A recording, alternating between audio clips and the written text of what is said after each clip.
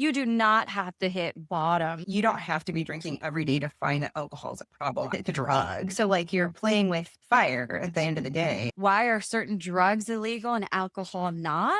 It kills people. It does hurt relationships. Doors will open if you stop drinking alcohol. I feel like alcohol held me back from doing a lot of the things that I'm doing now. Listen to yourself. Step into your heart and listen to yourself. I want to be a better mom. I want to be an entrepreneur. Hey, Queen. Welcome to the She Elevates podcast. I'm your host, Liz Rankin, your favorite elevation bestie who's been through it, healed from it, and came back stronger with a mission. This podcast is your safe space and soul sanctuary where we talk real about relationships, motherhood, money, mindset, and everything in between. So if you're ready to reclaim your power, reconnect your purpose, and rewrite your story, let's get into it. Chrissy, welcome to the She Elevates podcast. I'm super pumped to have you here today. How are you doing? I'm doing good, and thank you for having me. Yes. Yeah. I've been following you for a while. I love everything you've been posting about and sharing about your journey. Why don't you fill in the listeners? Who is Chrissy and what are you all about? Personally, I'm a mom, I'm a social worker. Professionally, I'm an author, I'm an alcohol-free coach. And behind me here, I have my third book, Soul-Led Sobriety. I've written 2 kids' books as well. Oh, that's so beautiful. I love that. A lot to unpack today. And I'm super excited because also what you speak about, I feel it in my journey. I feel it in my friends around me. So this will be a very powerful episode, and your voice, your message, it really matters and it's going to make a huge impact. All right, let's get started. What led you to this subject, this niche, this topic? Was it your past journey? Was it something else? Maybe tell the audience a little bit about that. Yeah, so it was definitely fueled by my own journey. So I thought about not drinking for a really long time, 5, maybe a little over 5 years. And at the time when I started to think about not drinking, I thought the only support was AA. I didn't really resonate with AA or being called an alcoholic. I didn't feel like I was physically dependent on alcohol, but it was starting to cause problems in my life. Sometimes I would black out. Sometimes I wouldn't. Sometimes I'd get emotional. Sometimes I would be just fine. And it was very socially acceptable. So I really was like, there must be something wrong with me and I have to get this under control. And then as I've gotten older, like it really impacts my sleep. It's giving me like a lot of anxiety. And really, I would spend like abnormal amounts of time, like thinking about not drinking. And then what would usually happen, now this would ebb and flow. I would drink sometimes during the week, but I was not someone that would be drinking by myself every night. And I'm not saying that's bad or good. I'm just telling you, like, you don't have to be drinking every day to find that alcohol is a problem. I was more of a weekend binge drinker. And it was a lot of what my friends, what we did on the weekends. We lived on a lake. But the other thing is I always felt so good not drinking. And so, yeah, that went on for such a long time. But that's part of this is my own journey of quitting alcohol. Yeah, absolutely. And thanks for sharing all that. I know this is like probably every day for you. You're open to sharing your journey. And it can be hard for a lot of people to admit. I definitely feel what you're saying. I have a few family members who have struggled with alcohol. And for me, I was like, am I part of that genetic gene pool where I just need to stop? For the longest time, I felt like you, Chrissy, where I would go back and forth. I'm like, is this really serving me? Is this holding me back from other things? Absolutely. As I got older, I was like, man, I'm not able to recover like I used to. What is going on? And I would say probably about 3 or 4 months now that I've stopped drinking completely. And I have my favorite chocolate wine, like sitting on the counter looking at me. And I'm just like, I don't crave it. I can see it every day and I don't crave it. And I feel like this is almost permission for women that are listening to this episode. You do not have to hit bottom. Like when you said that, that line is so strong, right? You don't have to hit a rock bottom to be like, okay, I need to stop drinking. This is out of control. What were some of those symptoms that you saw or that just made this decision for you? No, I'm just not interested. So for me, when I finally decided to do something about it, so it was in January of 2022. I waited till after my 39th birthday because I had to have one last hurrah with my red wine. And at that, Yeah. and at that particular time, I couldn't say words like sober. Like I didn't resonate with a lot of the addiction terminology. Yeah, Yeah. like sober. I mean, my book's called Sober, but has sober in it. But at that time, I was very much against the addiction language. And I've also had family members who recovered, and I think a lot of us do. So we look at that experience and our own. And if we don't really see the correlation, like I'm not as bad as them, and then we ignore our own intuition. And I'll get into that later. That's very important. Yes. Yes. So Especially I as decided, women. absolutely. And I, not just that, I thought about my health. I find a lot of women are health conscious, and alcohol seems to be this barrier and trying to find balance. And I had a hard time finding balance. So in January of 2022, I was like, you know what? We have to do something about this. So I ended up listening to an audible called This Naked Mind by Annie Grace, which I highly recommend. It's fantastic. You should read my book too, but her book is great. I can't not recommend it because it was part of my journey. Oh, yeah, absolutely. And then, so what I did is I didn't drink for about 6 months. And during this period, I had many ups and like ups and downs. Now, I didn't get any support because I literally thought the only support there was AA. And again, like I mentioned, I didn't resonate with calling myself an alcoholic. And I still don't to this day. But for me, I was like, okay, I loved it. And then I didn't like it. Right. And I went through the Yeah. process. And I think that's really important to highlight is change can feel this way. And I did not change my environment. I don't think you 100% have to change your environment to stop drinking, but it can be very hard without support. So what I did is at about the 6-month mark, I drank again. I felt very much pressured into drinking. No one really technically pressured me, but people do in their own way. And Yeah. Yeah. it, I felt why that aren't you, too. yeah, why aren't you drinking? So it was, and the Yeah. best part, it was people that like I'm not even close with that I ended up drinking again.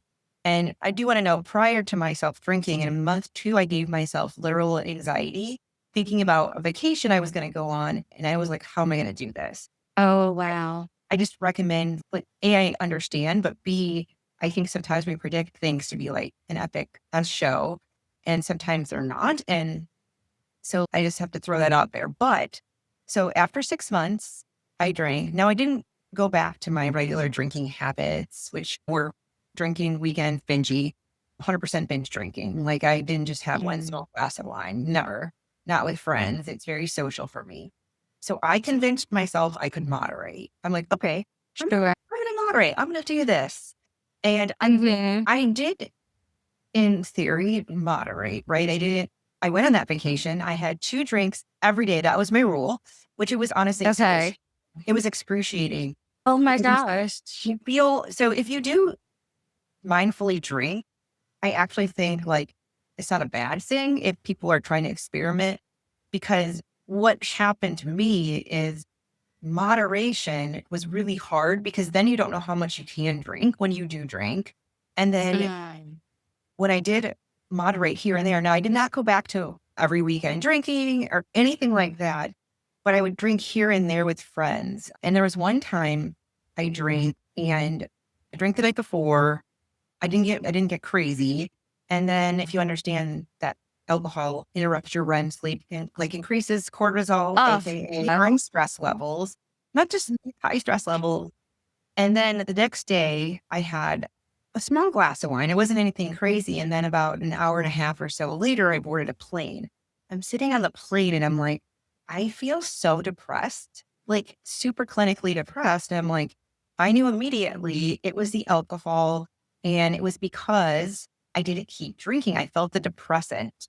And this went on for a little bit, but it was getting me closer. The last time I drank was probably like super pivotal for me. And it was the moment I decided I can't do this anymore. I have to stop and if not like forever, for that, I couldn't say that.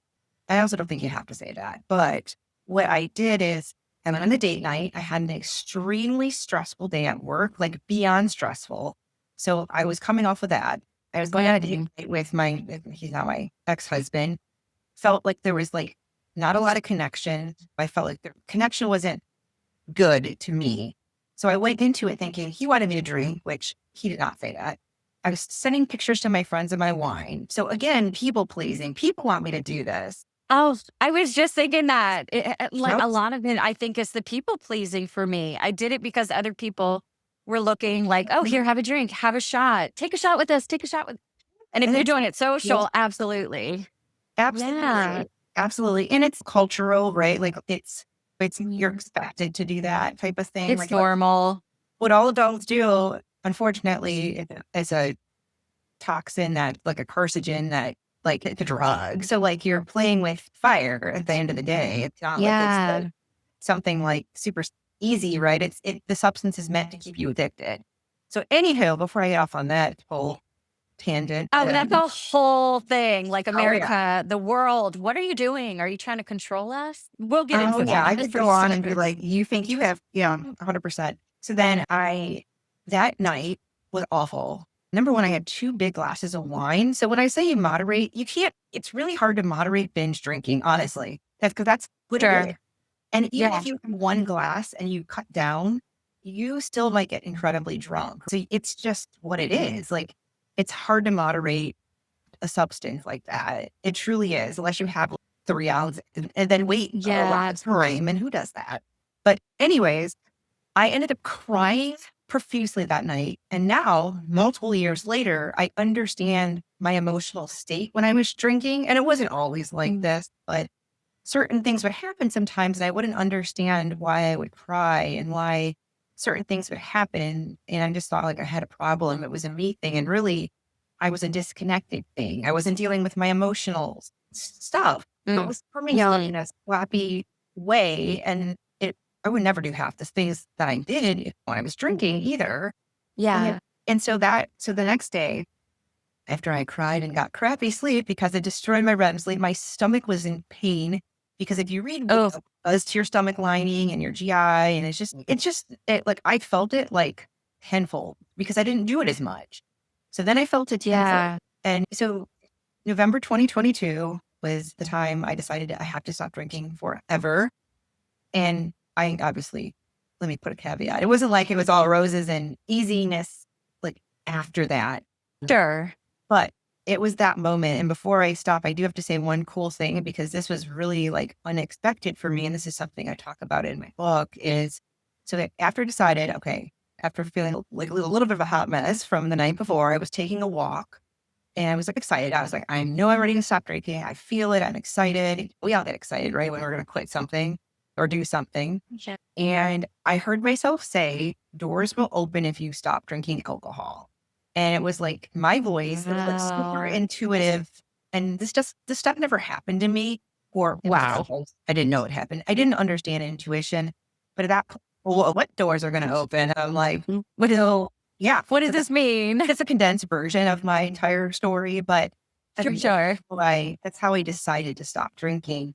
And let me also tell you is I thought a lot about how good I felt when I wasn't drinking. I almost liked it more, but it seemed like you couldn't just quit drinking. I really thought you couldn't quit. I thought you had to be a certain picture way, like you had to be like Yeah. a person that was dependent drinking mixed cocktails all day. And I really believed that. And I had a job. I was successful. It wasn't that I was like falling through the cracks either. Yeah. Yeah. I totally feel that. And I had my very similar journey where it's just you go out with friends, you have a drink, like no big deal. And I often think about like, why are certain drugs illegal and alcohol not? Like, alcohol is killing, you probably know the Mhm. statistics, Chrissy, but kills so many people. People are sick, family members, like they lose homes, they lose their kids, all because of alcohol, but it's still legal. That's insane. I've gone down many rabbit holes thinking about this, and I'm just like, okay, we need to look at really what's going on and why our government, why the world thinks that this is okay. And is it a control factor? I didn't used to be a super conspiracy Yes. money. That's a very good point. Yeah. Cause my dad is a very conspiracy theorist. So I'm just like, okay, I feel like my dad is coming out of me right now. Who's trying to control me and who's trying to make me Yeah. not be able to think clearly? But yeah, they make a lot of money off of alcohol, especially the social factor. And once you start drinking, you keep buying drinks. And it's just sad. It's just sad that they allow people's lives to be ruined and innocent people that are killed because people are driving, drinking. And it's really scary. I don't know how it would change or if there would ever be enough pressure to change. Definitely right now in today's society, it's too accepting. 100%. And I think that's why some of us do what we do. I definitely did some things that I'm not proud of. I think the industry in a whole is very much blames the consumer, not the alcoholic cancer beverage. So we blame the Mhm. person. No, So true. I'm not saying I condone drinking and driving and unhealthy behaviors. And I'm not saying that, but at the same time, we have bartenders and establishments, because that's what they're supposed to do, feeding people mass quantities of alcohol. And it's not their responsibility, right, to expect to follow them to the door. But we're very much a society that we blame the person, and then when something happens, we don't blame the alcohol. We wouldn't say this about Yeah. heroin and heroin's really addicting, right? So is alcohol. It's legal and it's socially acceptable. And again, people can perceive to lead functional lives, but are not doing it, that well. And if you think about the amount of alcohol in lawyers, the healthcare system, like I'm talking about professionals, it is, if you think about the call offs, the things that happen, people coming home and coping with alcohol, it's a much profound effect and absolutely kills people. It does hurt relationships. Even if you're not at a rock bottom, you still might have a shaky relationship. And then you're turning to alcohol versus figuring out what you actually need in your life. So it's Yeah. it's like any other addiction, right? It's put in a different category, like you're either addicted or you're not, which is not true. Does everybody get severe substance use disorder? No. Does everybody think they have a problem with alcohol? No. But I think if we don't educate people properly, it doesn't give people permission to decide if they want something. So cigarettes historically were a guy. They were for men, same with alcohol. And then they figured out, gosh, we can make more money. Why don't we have women smoke? And then women be Uh, marketing. They feel like they're independent because they get to smoke too. But it was a marketing tactic. And it was very much like this exciting thing. And so the alcohol industry, I see many parallels, which used to be men drink, you think of Mad Men, smoking, drinking in the office. And now we have mommy wine culture, which gives women permission to drink because I'm a it's true. mom. And it sends the wrong message where you don't need alcohol to cope. You need probably a slew of other things to help you get through your emotions. And so we're selling people, if you look at advertising, we're selling people a feeling. I want to feel connected. I want to feel relaxed. I want to feel like this is me. I get to relax. This is my time at the end of the day. And so it's very much linked to a feeling. And if you look at marketing that way, it's you are actually, your choices are subconsciously programmed, meaning this is what happened to me. I had FOMO for a long time, meaning it was very hard for me to imagine a life without alcohol, like socializing, going out. How would I do this? And it's not a flaw with people. There's not something wrong with them.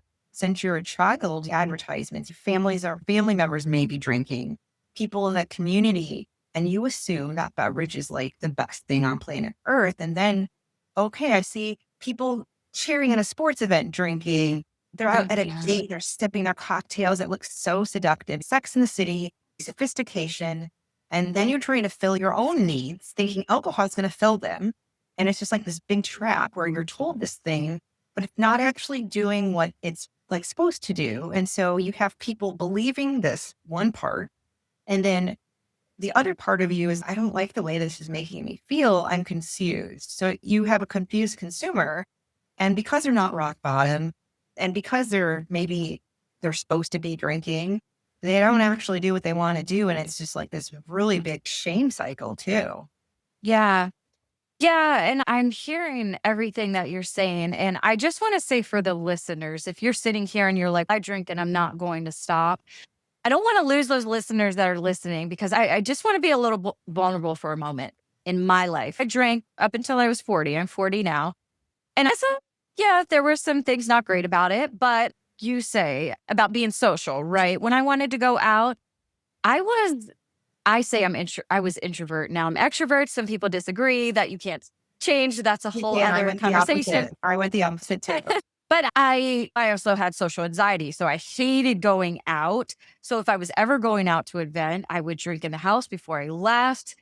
Being totally open, there was a time in my marriage with my ex-husband where I would drink because I was stressed. I was also feeling like I was already the single mom, even though I wasn't. So I was like, oh, we can have a glass of wine, like you mentioned, Chrissy.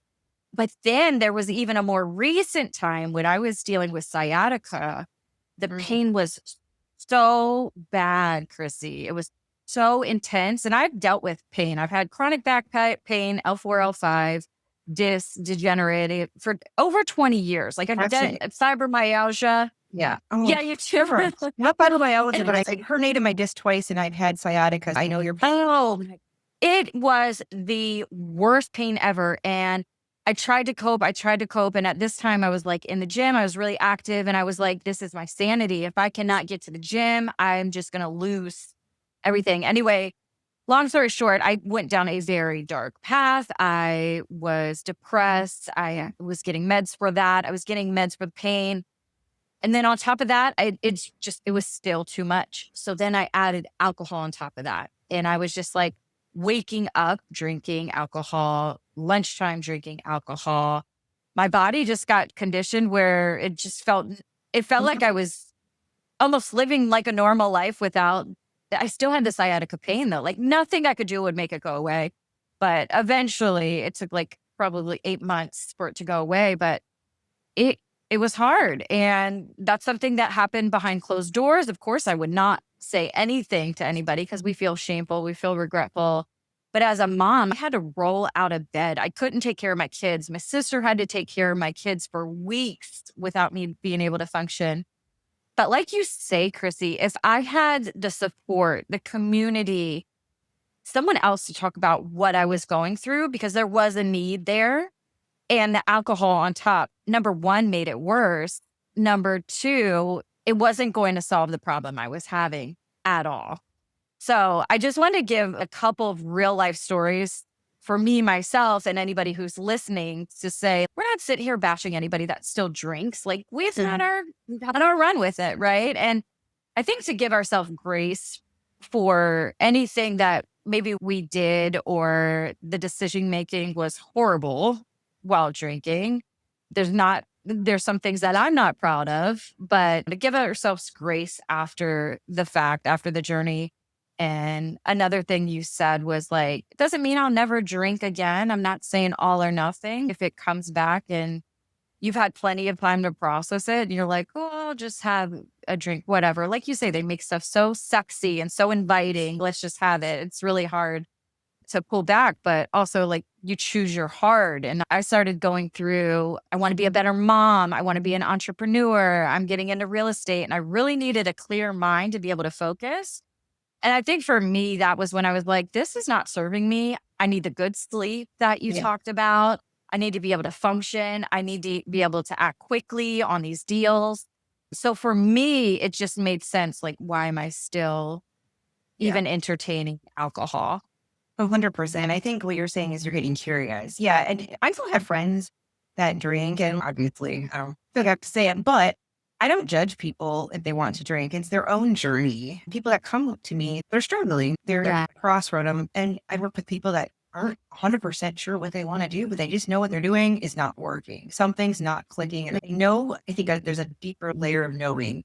And even in my book, I don't say you have to stop drinking alcohol. Get a personal choice. Yeah, The issue I it have is. is people aren't educated on a choice. It's hard to make a choice, and it kind of shames people and puts people into what's wrong with me category.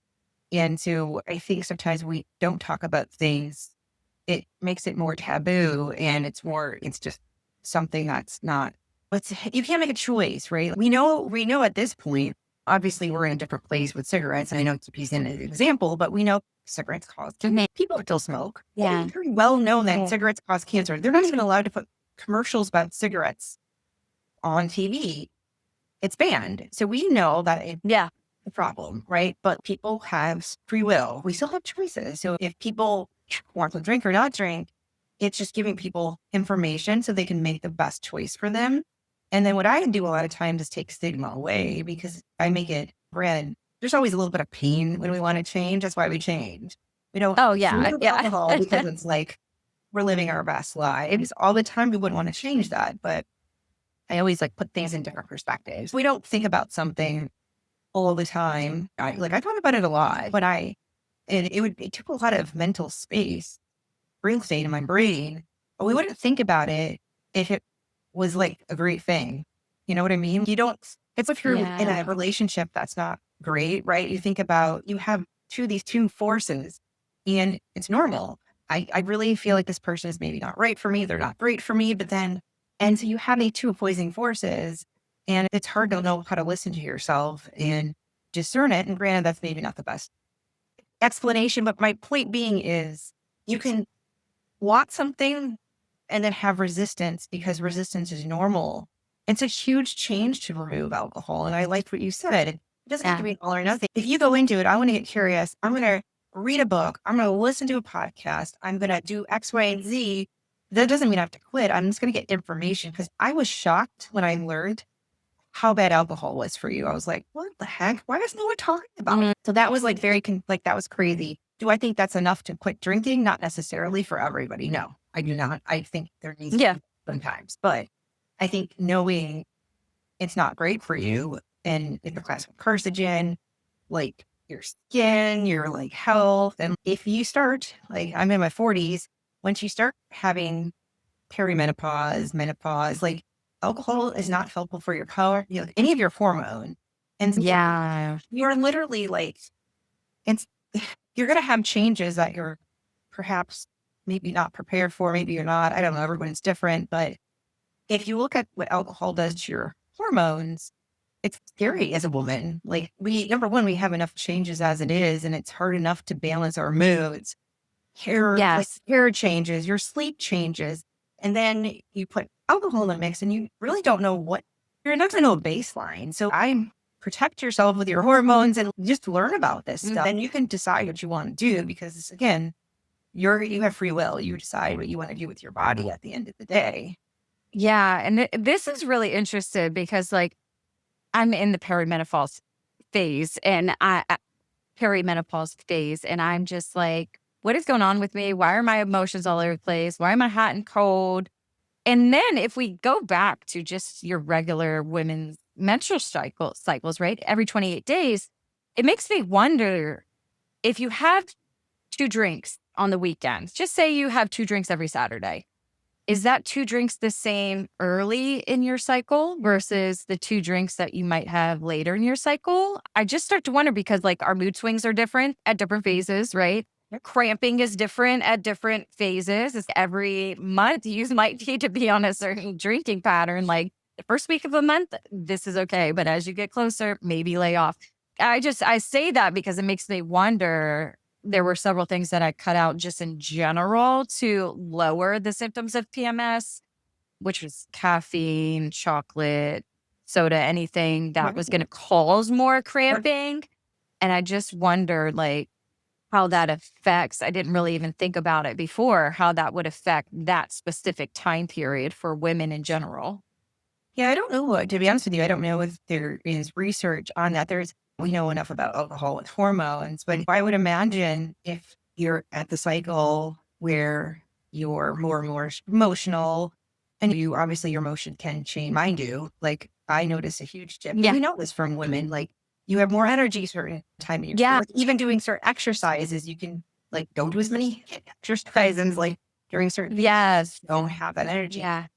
But I would imagine that your mood could be affected, because it affects your mood anyways, really. but like it could be more drastic, right? I would imagine. So you have 2 glasses of, let's say, wine, your REM sleep, so your deep sleep is going to be just like disrupted. And Andrew Huberman has a podcast, and he has on YouTube specifically because he has like different chapters because his stuff is like 2 hours and it's crazy long, but Oh, wow. it's really good because he'll break it down. He has a great podcast on what alcohol does to you, and it's not coming from a judging place. It's literally just, here's the facts. I'm not telling you what Okay. to do, but here you go on your health and like what it does to your sleep. So he really breaks down how it disrupts your REM sleep. So if your REM sleep disrupted, right? Sleep is like your most precious asset, especially as you get older. It is at any time, but it controls a lot of your hormones, right? So if your sleep Mhm. is crappy, you might find yourself hungrier. You might notice more cravings. Like you'll actually notice changes because sleep is such an important part of your life. So if you're sleep disrupted, you have the cortisol, which is again another hormone. It increases your cortisol. So if you are someone that is dealing with mood swings and having all this Mhm. happen, and honestly, I feel like the 40s, 30s and the 40s, I mean the 50s, but 30s and 40s are like really stressful for a lot of women, right? We have changes, we have jobs, we have kids. Yeah. There's just a lot of like extra stress until like the Aging other side. parents. Correct. Yeah. All of these extra Yeah. things. So if your sleep's getting disrupted, and then you're already stressed. So it increases your cortisol levels. Now you are going to feel maybe that relaxed feeling, but then alcohol wears off at some point, maybe in the middle of the night, which is sometimes people wake up at 2, 3 and are like they have super bad anxiety. It wears off. And then you go to the next Mhm. day, right? So then you're going to be more tired. You're going to be more irritable. You might notice you might not say cortisol. We'll say high stress levels. Number one, stress is okay. It's normal. But high stress levels can be like super high stress levels can be very problematic, like can cause a lot of health issues. And so Yeah. if you look at what it does to you, and then it's depressant. So, and it's addicting. So if you do it every night at 5 o'clock, you will start to notice you're craving it at 5 o'clock because, of multiple factors. But to answer your question, I would imagine someone would probably feel more depressed. Maybe they don't feel like they have it all together. You could start to feel that way. And everybody's different. So, like for me, when I stopped and I Yeah. slowed down, I couldn't drink the same amount. So, a smaller amount would make me feel more awful than normal. So I think you got to play around with it. And again, it's experimenting, like I talked about before. If you're like, I can't imagine not having wine. Okay, don't imagine that. Like learn and play around with your body. Like no one's telling anybody what to do. And I think, but again, I don't know about you, but I love sleep. And I do too. and I go to And I actually yeah. once I figured out, okay, 11 to 6 is my sleep hours. And once I really got it under control, where my body knows when sleep is happening, it knows the phases, it knows what time I'm getting up. Like, I don't really need an alarm. It's just going to Yeah. wake up naturally. Now that I know how good that feels in my body, in my brain, in my processing, and I have this ritual when I wake up, I put my hand on my heart and I'm grateful, and all of these things that I do now, if I was to take that away, I would be a hot mess. I wouldn't do that to anybody. I don't wish that on anybody. But even my kids now, they know, listen, mom's going to sleep at 11. If you can't sleep, you better go figure it out somewhere, go read a book because this is what mom is doing. This is her quiet time, non-negotiable. But yeah, I think now I've gotten to a place because there were times where I stopped and started drinking, stopped and started, or tried to cut out certain liquors and only focus on wines or whatever it Yeah. was. Same. But yeah, it just was like, I feel so good. Just like my sleep, I feel so good. I don't want to mess it up. I feel so good without alcohol in my life. I'm now to the point where you couldn't convince me. Like, we're going to have a good time, like old time. Like, there's nothing that you could say. And I think that's important too, is like a lot of the language we use around it, right? Like, it's 5 o'clock somewhere, or just think about the ads, the marketing that Mhm. we talked about, what they might say, and then the social aspect of it. So I guess like what I'm getting to is it's almost like the programming, the conditioning, right? We have all of these thoughts about it's the same category as like wealth and money, right?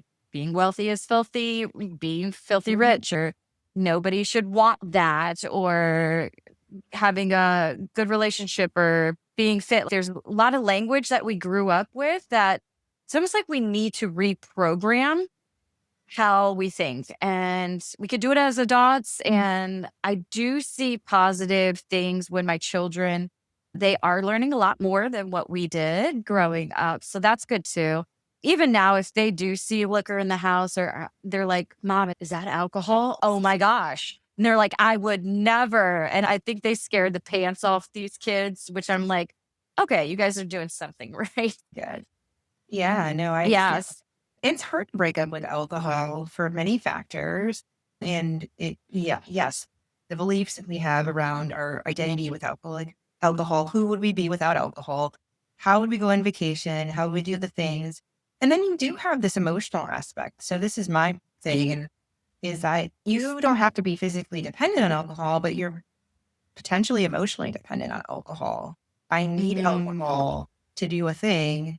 And it Ooh. doesn't seem like you do, but if you took it away, and again, when you think about, how am I supposed to go on vacation?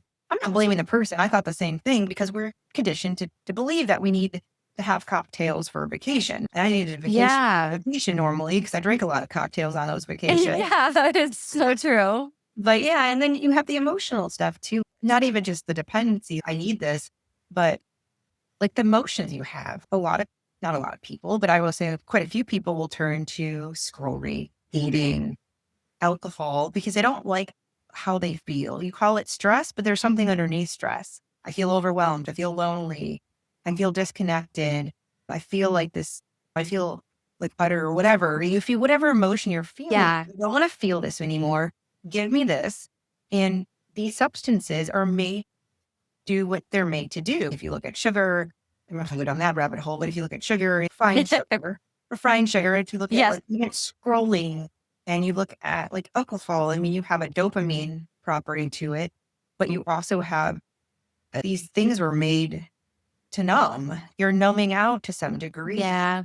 And there's nothing Yeah. wrong with people doing that. Like sometimes I'm like, I want to check out too. But the issue is because some of these things are addicting. They do mess with your dopamine. And alcohol messes with multiple chemicals, not just one.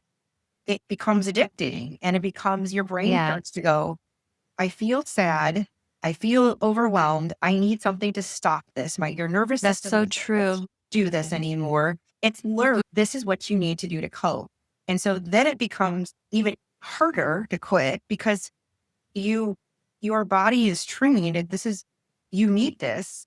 And it does give you some kind of relief momentarily, but it's not actually fixing your sadness, your loneliness, your disconnection. It's in fact probably multiplying it and making it more difficult. And I've worked with multiple people.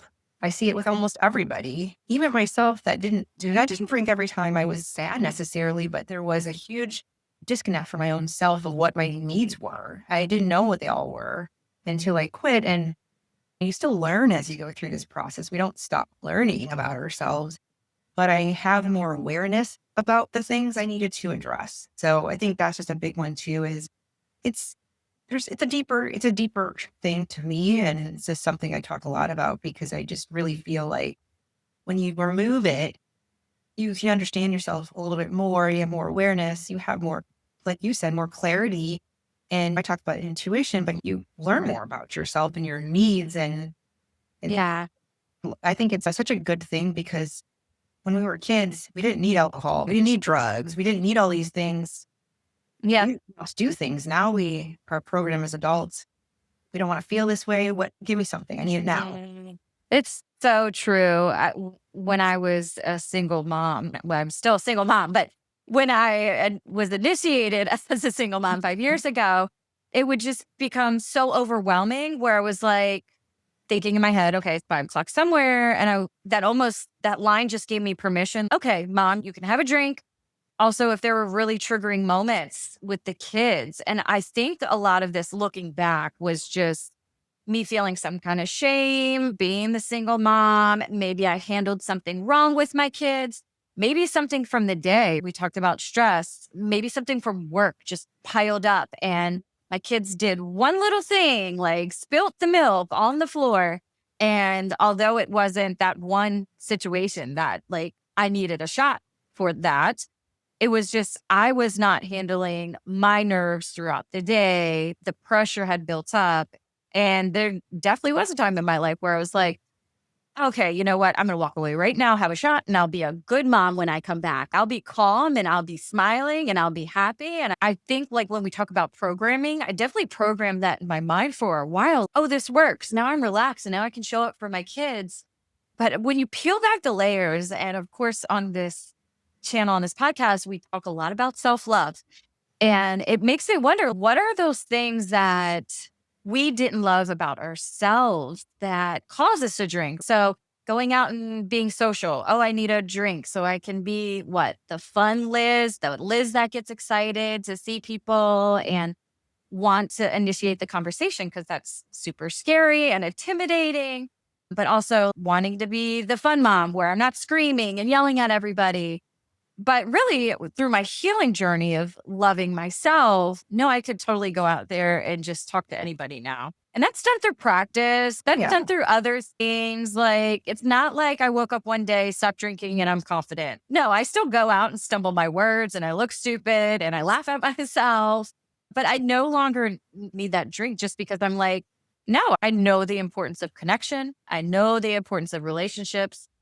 I know the importance of speaking to people and being relatable because best believe they're going through the same stuff that you are. Like a lot of us are going through a lot of things of the same without even recognizing it because nobody wants to talk about it, right? Oh, I think like this episode in particular is going to be so important, Chrissy, because nobody knows. Like you said, the information, the knowledge is not out there. Like you can stop drinking just because you're just done. You just don't want to. So, what is that self love if you think about loving yourself? And if we talked a little bit about people pleasing and maybe identity, right? Pull all those three together.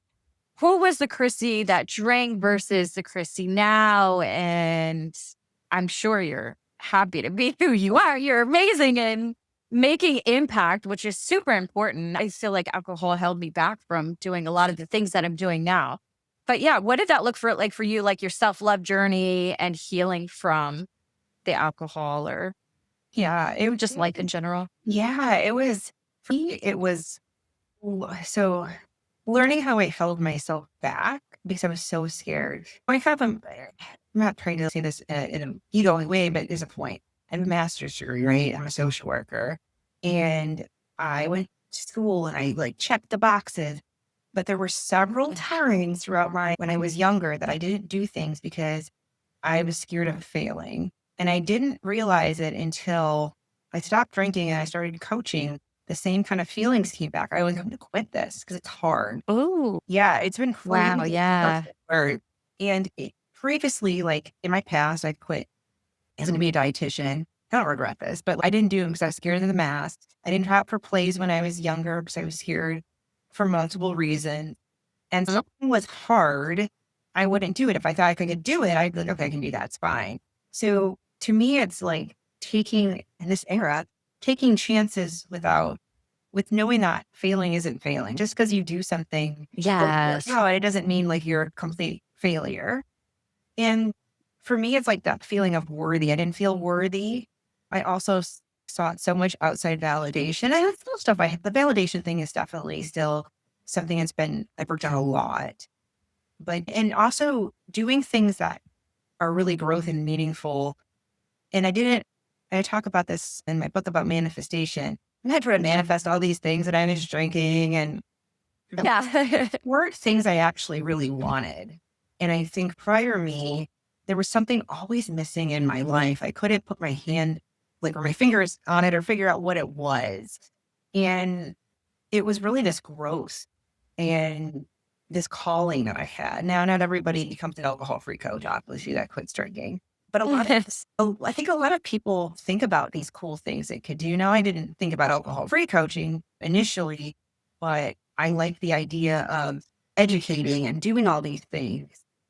And I think when I was drinking, it was a rat race. I do my Monday through Friday thing, and then yay, I'm so excited to drink on the weekends. Literally, it was so exciting. Great friends. It wasn't that there was nothing else to look forward to, but it was because it was uncertainty, right? I had all this certainty during the week. It was this fun uncertainty. I didn't have the growth I needed. I didn't really, what hobbies did I even have? I don't have any. I worked out. Yeah. And I also, I think I'm not going to go into this too much, but I am now divorced and I want different things in relationships now that I'm not drinking. Now, I'm not saying everybody that stops drinking, that's going to happen to them. It doesn't. My point is that you understand things at a different level. And then trusting myself. When I was drinking, it was hard. I would be like, I'm going to have to. And then I didn't have to.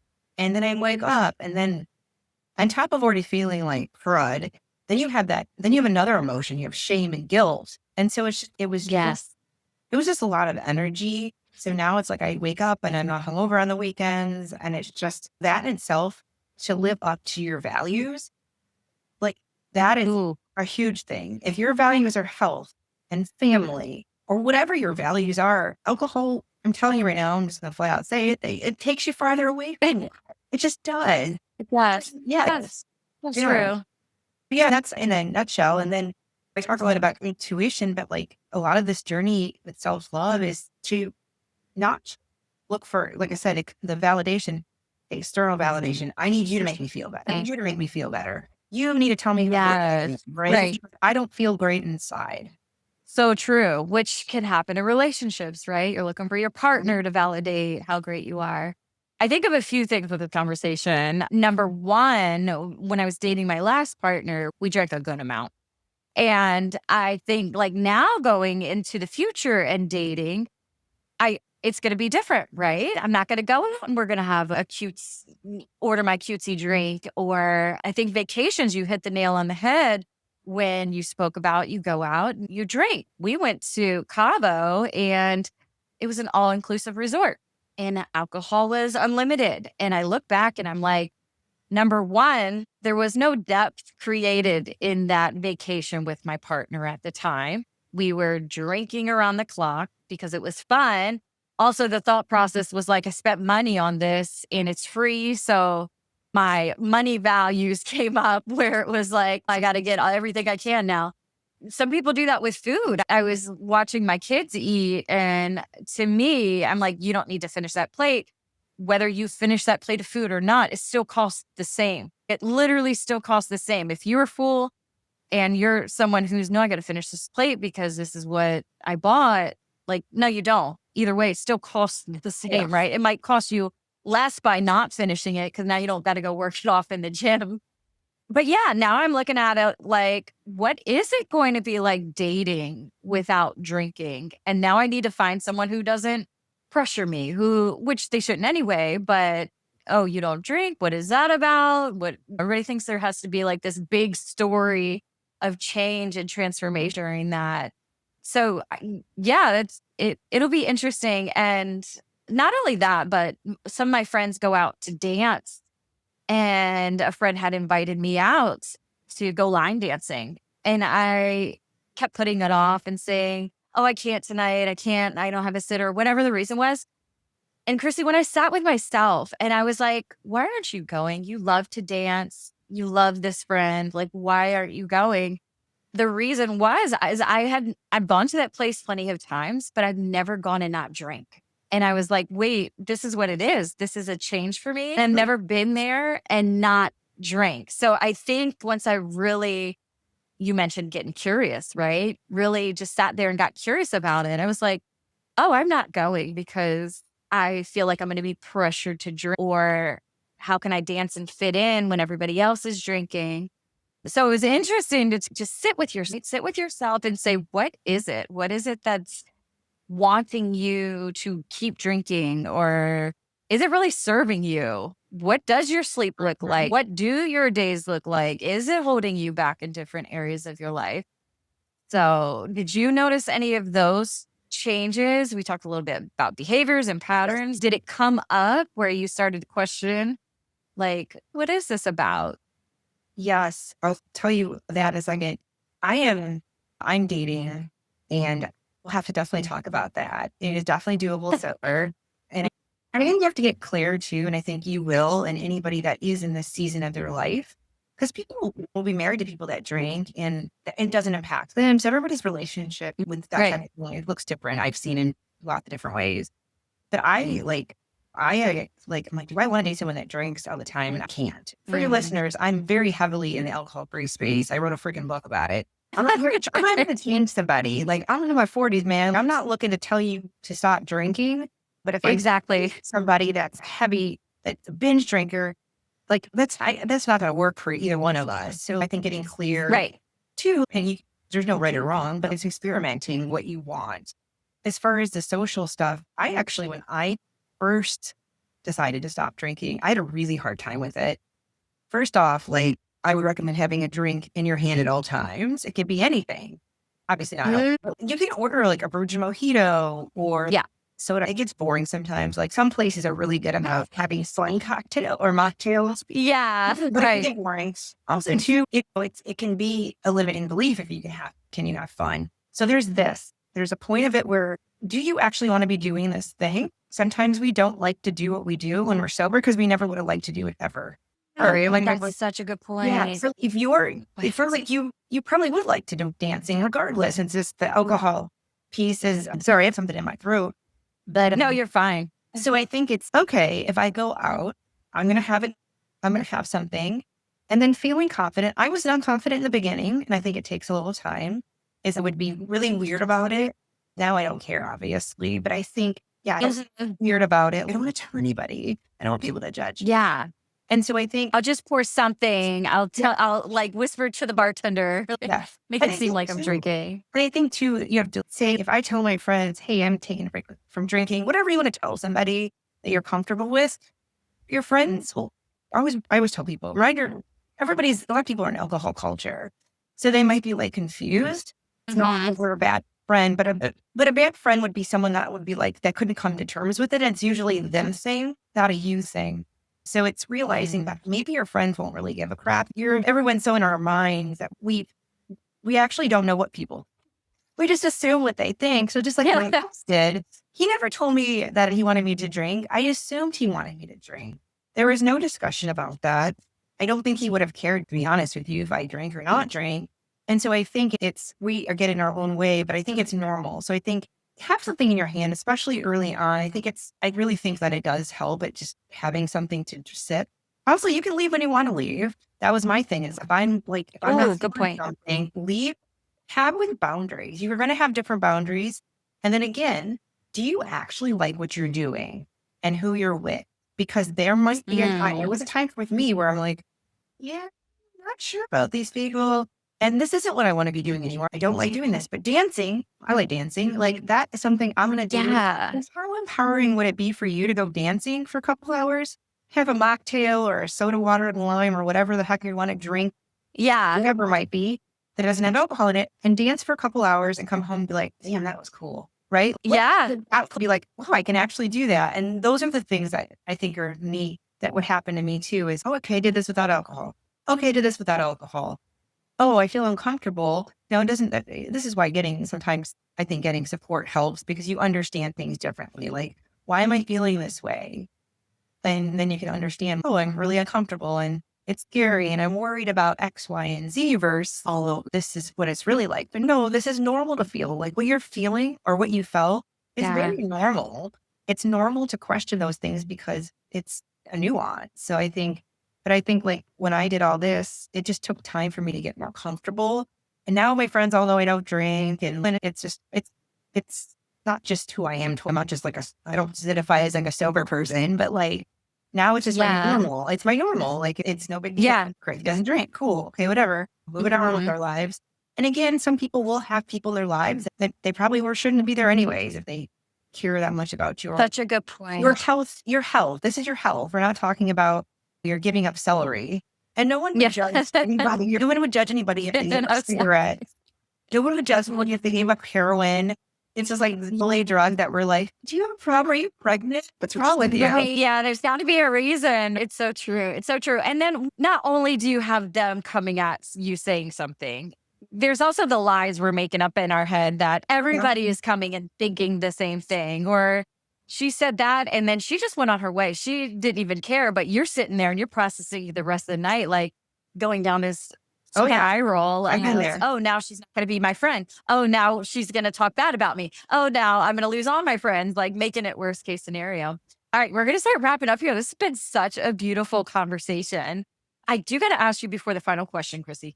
Community and surrounded yourself by like-minded people is so important. And I know you said in your journey, you were searching for that. For you, what did that look like? It You touched a little bit on it, like AA wasn't for you. That wasn't where you were going with this. You didn't need that. So did you find friends that were willing to take this journey with you? Or did you just build the community? What did that look like for you?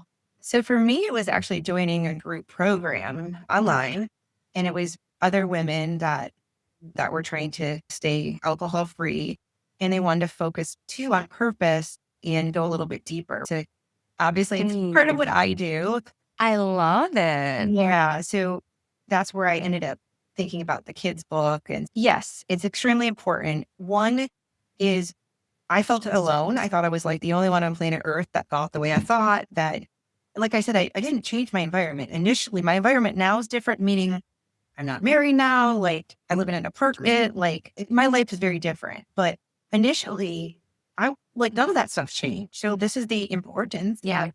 Having community, like-minded people, and then looking at other things in your life other than alcohol. What do I have to look forward to?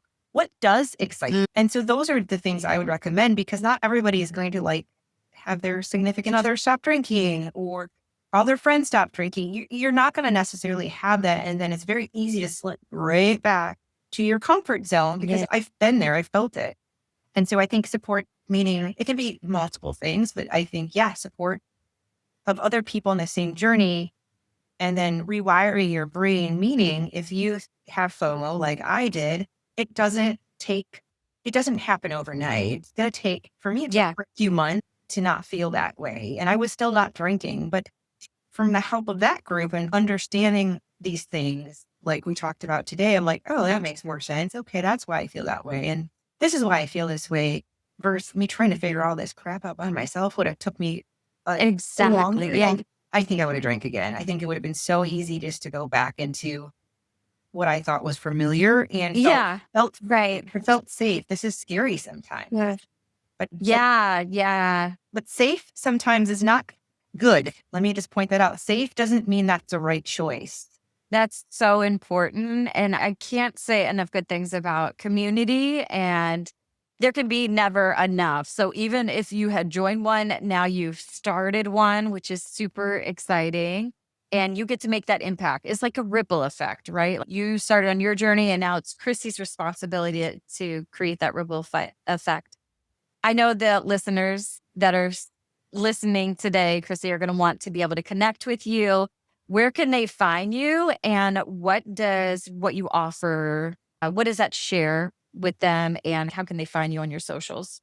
So I'm at Chrissy Jana, and I know you'll probably link all of it. So it's just my name. Yeah. And I have the book Sola. It's already on Amazon. If people are just like curious, I'm going to put it on Audible this year. That's my goal. Yeah. I like listening to books personally. So that's my goal. I do a combination. Sometimes it goes in ebbs and flows in what I do in this work, but I do one-on-ones occasionally, but usually I sometimes will just do, hey, I want to do one-on-one. I want to get some coaching. I want to get some understanding of something, but I'm not sure what I want to do. So I do offer that too. Because I think people don't know. Like sometimes you have to trust people and you have to know if it's fit. But yes, and sometimes I do group programs, so I run those, and those are nice because you have community. Yeah. So beautiful. Thank you. And I'll absolutely link everything in the description. You can find this episode on YouTube, Spotify, and Apple. Chrissy, it's been a blessing to have you on here today and share all these amazing gems that you have. If there is one final message that you want to leave the listeners of the She Elevates community, what would that one final message be? Oh, there's so many good ones. So I always say this, and it goes with alcohol or anything. It doesn't have to be with drinking, but listen to yourself, step into your heart and listen to yourself what you really need. And just from my own journey, and I know that you feel the same way, is if you hear yourself saying something over and over again. It might be, well, there's something else with my job, my relationship with alcohol, whatever it might be. It does not mean you have to take extremes, but I can ensure you that voice that you listen to is trying to tell you a story, and we should listen to it and at least get curious with that voice. Wow, that's beautiful. I love that. I love that. And like you said, it can be applied to anything. And it's so powerful. Just get curious with it. And I love the message. I love everything you shared today, Chrissy. It's been a blessing to have you on the podcast. I cannot wait to see where our friendship goes and all of the things. Thank you so much. Thank you for having me. It's been amazing to connect with you. Absolutely. The world, what are you doing? Are you trying to control us? It's a drug. So, like, you're playing with fire at the end of the day. Doors will open if you stop drinking alcohol. I feel like alcohol held me back from doing a lot of the things that I'm doing now. Listen to yourself, step into your heart, and listen to yourself what you really need. And just from my own journey, and I know that you feel the same way, is if you hear yourself saying something over and over again, it might be, like, well, there's something else with my job, my relationship with alcohol, whatever it might be. It does not mean you have to take extremes, but I can ensure you that voice that you listen to is trying to tell you a story, and we should listen to it and at least get curious with that voice. Wow, that's beautiful. I love that. I love that. And like you said, it can be applied to anything. And it's so powerful. Just get curious with it. And I love the message. I love everything you shared today, Chrissy. It's been a blessing to have you on the podcast. I cannot wait to see where our friendship goes and all of the things. Thank you so much. Well, thank you for having me. It's been amazing to connect with you. Absolutely. I created something powerful for the woman who's tired of playing small. If you're done surviving and you're ready to rise, this is for you. It's called the She Elevates Blueprint, a 7-day transformational guide to help you reclaim your power, reset your mindset, and redesign your life from the inside out. We're talking confidence, clarity, boundaries, money, love, healing, purpose, every area of your life. Each day, you'll get a journal prompt, an aligned action, an affirmation, and a voice note from me, yours truly. So it feels like I'm right there cheering you on. You're going to feel seen. You're going to feel grounded. And by day 7, you won't even recognize you. If you've been waiting for a sign to elevate your life, this is it. Tap the link, download your free copy of the She Elevates Blueprint, and let's step into your next level together. You're not alone. You're not broken. You're becoming. Let's rise, my queen. Thank you for tuning in to the She Elevates podcast. I hope today's episode poured into you, reminded you of your power, and gave you something to take with you on this journey of elevation. Share it with a friend, your sister, your tribe, because when one of us rises, we all rise. Make sure to subscribe so you never miss an episode. And if you're feeling generous, leave a review. It helps more women find this movement and step into their highest self. Want more? Come hang with me over on Instagram at Liz Rankin Elevates, or join our free She Elevates community on Facebook, where we heal, grow, and glow together. Until next time, remember this: you're not behind, you're not broken, you're becoming. Keep rising, queen. Your next level is already calling.